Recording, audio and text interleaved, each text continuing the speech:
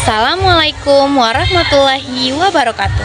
Perkenalkan, saya Fadila Salsabila Maida dari 11 AKL 2. Di sini saya akan menjelaskan tentang kebangkitan bangsa Timur Nasionalisme Asia. Berikut simak penjelasannya. Secara etimologi, nasionalisme dapat didefinisikan menjadi dua pengertian. Yang pertama, nasionalisme merupakan paham kebangsaan yang berdasarkan kejayaan masa lalu. Yang kedua, paham kebangsaan yang menolak penjajahan untuk membentuk negara yang bersatu dan berdaulat. Dalam pengertian yang lebih modern, nasionalisme merupakan kesamaan kewarganegaraan dari semua etnis dan budaya di dalam suatu bangsa. Kebangkitan nasional sudah menjadi fenomena yang terjadi di seluruh dunia.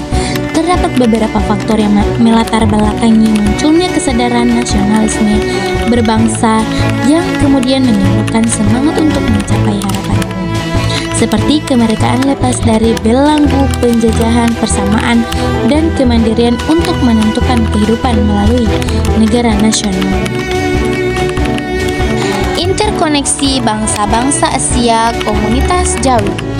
Pembentukan komunitas Jawi terus berlanjut hingga kedatangan ulama Jawi di abad 18, di antaranya yaitu Syekh Abdul Al-Saman Al-Palimbani, Kemas Fakhr Al-Din, Sibal Al-Din, dan Muhammad Arsyad Al-Banjari.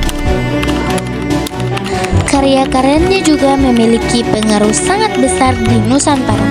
Karyanya menjadi materi utama dalam pembelajaran di pesantren. Maka, tidak salah jika ia diakui sebagai arsitek pesantren Nusantara. Interkoneksi bangsa-bangsa Asia Mahatma Gandhi. Pada tahun 2019 silam, Gubernur Jakarta Anies Baswedan bekerja sama dengan Duta Besar India Pradip Kumar Rawat memperingati 150 tahun kelahiran Mahatma Gandhi Dwi Eka 2019. Mengapa penting untuk memperingati sosok Mahatma Gandhi di Indonesia? India dan Indonesia adalah negara yang sama-sama memiliki kekayaan sumber daya alam dan catatan sejarah yang hampir mirip terkait penjajahan bangsa Eropa Inggris sejak lama menjadi penguasa India. Mereka awalnya hanya mencari rempah-rempah, tapi kemudian berubah menjadi penjajah. Melihat kejadian tersebut, muncul tokoh nasionalisme India sekaligus politikus dari India yang bernama Mahatma Gandhi untuk melakukan perlawanan terhadap Inggris. Berefleksi dari apa yang dilakukan Mahatma Gandhi, merayakan ulang tahun Gandhi di Indonesia dapat membuat kita mengambil pelajaran dari seorang tokoh yang melawan kekerasan dan memperjuangkan kemerdekaan negaranya dari penjajahan. Interaksi bangsa-bangsa Asia. Sun Yat-sen. Sun Yat-sen lahir pada 12 November 1866 di Xiangshan, Guangdong, Cina Selatan. Dia lahir dari keluarga petani miskin. Pendidikannya ditempuh di sekolah misionaris Inggris yang berlokasi di Hawaii selama 3 tahun. Kemudian dilanjutkan di sekolah Amerika Ohio College pada tahun 1886. Ia mendaftar sebagai mahasiswa sekolah kedokteran dan lulus pada tahun 1892. Meskipun tidak mendapatkan pendidikan politik, Sun Yat-sen sangat ambisius membuat perubahan bagi Cina dengan menggulingkan dinasti Qing yang sangat konservatif.